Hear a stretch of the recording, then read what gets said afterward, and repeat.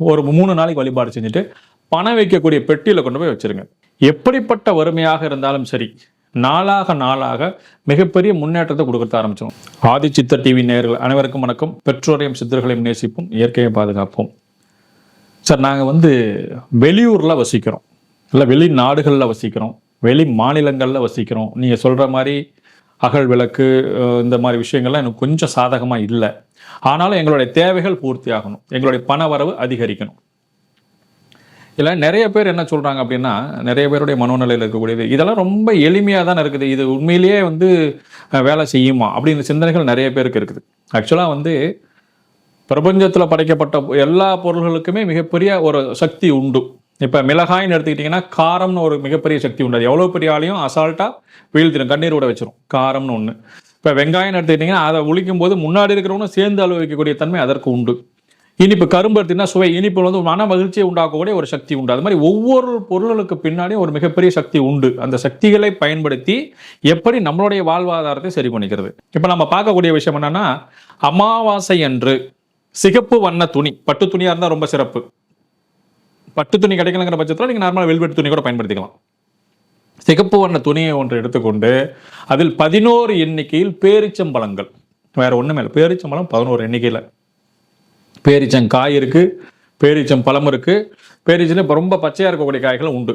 நீங்கள் நல்ல நிலையில் இருக்கக்கூடிய பேரிச்சங்காய்களை கூட எடுத்துக்கலாம், ஒன்றும் தவறு கிடையாது.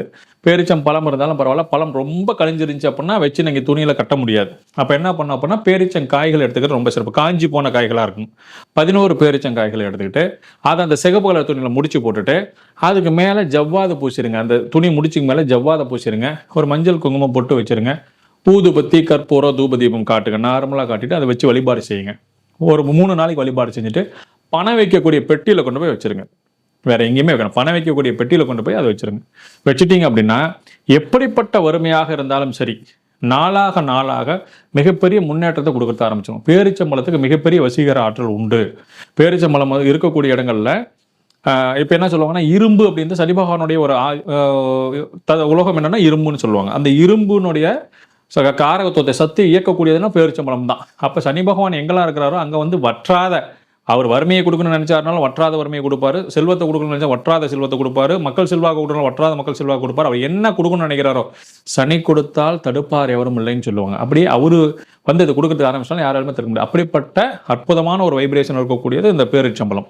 இது இந்த மாதிரி துணிகளில் இந்த நாளில் செய்யும் போது தான் அது மிகப்பெரிய வைப்ரேஷனை உருவாக்கி தரும். இப்போ எல்லா சப்ஜெக்ட்டுமே என்னைக்கு ஓட்டர் ஐடி எடுத்துகிட்டு போகணும், என்னைக்கு எடுத்துகிட்டு போனால் அதுக்கு பயன் இருக்கு அப்படின்னா எலெக்ஷன் அன்னைக்கு எடுத்துகிட்டு போனீங்கன்னா அது யூஸ்ஃபுல்லாக இருக்கும்.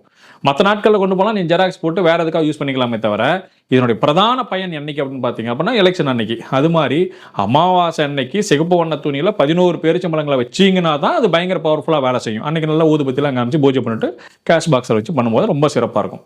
ரொம்ப எளிமையான முறை தான், செஞ்சு பாருங்கள். அற்புதமாக பலன் தரக்கூடிய ஒரு விஷயம் இது. நன்றி.